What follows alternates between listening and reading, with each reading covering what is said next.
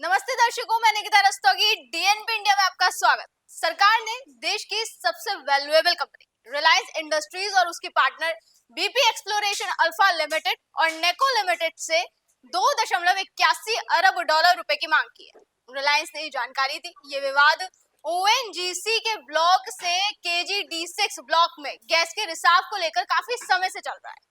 Petroleum और प्राकृतिक gas मंत्रालय ने रिलायंस और उसकी पार्टनर कंपनियों से ये मांग की है।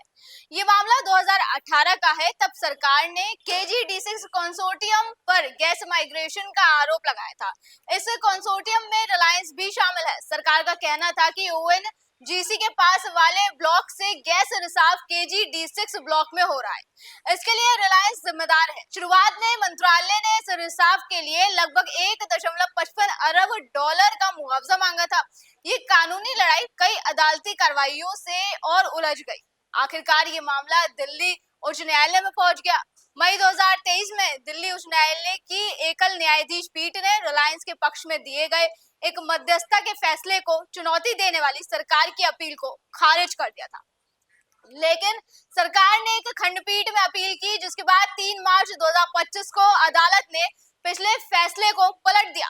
इस फैसले के उलट जाने के बाद पेट्रोलियम और प्राकृतिक गैस मंत्रालय ने अब 2.81 अरब डॉलर की मांग की है। मंत्रालय ने नए कानूनी घटनाक्रम और गैस रिसाव के मामले के नए आकलन का हवाला दिया। रिलायंस ने कहा कि वो इस नए फैसले को अदालत में चुनौती देगी।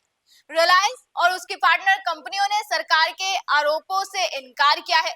दरअसल रिलायंस का पेट्रोलियम मंत्रालय और नेको लिमिटेड और बीपीपीएलसी के साथ प्राकृतिक गैस उत्खनन का करार था। ये ब्लॉक ओएनजीसी को आवंटित ब्लॉक के बगल में था। 2011 में ओएनजीसी ने डायरेक्टोरेट ऑफ हाइड्रोकार्बन्स को उनके और रिलायंस के ब्लॉक के बीच संभावित गैस माइग्रेशन के बारे में बताया। 2014 में ओएनजीसी मामले को लेकर हाई कोर्ट पहुंच गई। हाई कोर्ट ने मंत्रालय को एक्सपर्ट एजेंसी से जांच रिपोर्ट बनवाने के लिए कहा, जिसमें गैस माइग्रेशन की पुष्टि हुई। 2015 में मंत्रालय ने रिपोर्ट का विश्लेषण किया और आगे की कार्रवाई पर सुझाव देने के लिए एक सदस्यीय कमेटी बनाई और इस कमेटी ने कहा कि रिलायंस को गलत ढंग से ओएनजीसी ब्लॉक से फायदा मिला। ध्यान देने वाली बात ये रही कि इस रिपोर्ट में कोई भी एक्सपर्ट मौजूद नहीं था और रिलायंस ने कमेटी की कार्रवाई में हिस्सा नहीं लिया। फिर इस रिपोर्ट के आधार पर मंत्रालय ने रिलायंस से 1.72 बिलियन डॉलर की मांग की। मंत्रालय ने कहा कि ब्लॉक से गैस डाइवर्ट करने के एवज में 1.55 बिलियन डॉलर और बचे हुए 1.74 मिलियन डॉलर अनजस्ट एनरिचमेंट के लिए दिए जाए। जवाब में रिलायंस ने पीएसए कॉन्ट्रैक्ट को आर्बिट्रल क्लॉज का इस्तेमाल किया। जब ट्रिब्यूनल ने रिलायंस के पक्ष में 2:1 से फैसला दिया तो मंत्रालय ने आर्बिट्रेशनल एंड कंसोलिडेशन एक्ट के सेक्शन 34 के तहत कोर्ट जाने का फैसला किया।